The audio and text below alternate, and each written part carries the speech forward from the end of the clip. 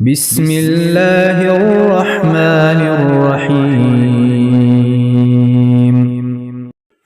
حضرت ابو ہریرہ رضی اللہ تعالیٰ عنہ بیان کرتے ہیں، رسول اللہ صلی اللہ علیہ وسلم نے فرمایا، اللہ نے حضرت آدم علیہ السلام کو اس کی صورت پر تخلیق فرمایا۔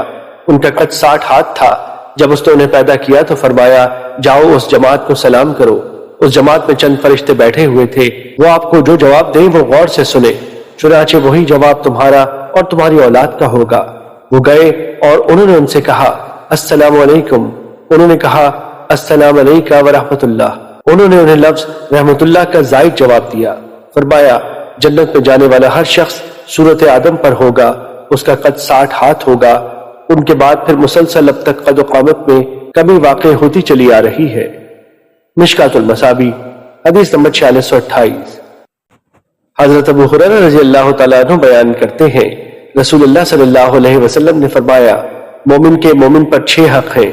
جب وہ بیمار ہو جائے تو اس کی عیادت کرے، جب وہ فوت ہو جائے تو اس کے جنازے میں شریک ہو، جب وہ دعوت دے تو اسے قبول کرے، جب وہ اس سے ملاقات کرے تو اسے سلام کرے، جب اسے چھینک آئے اور الحمدللہ کہے تو وہ اسے یرحمک اللہ کہہ کر جواب دے، اور اس کی موجودگی اور غیر موجودگی میں اس سے خیر خواہی کرے۔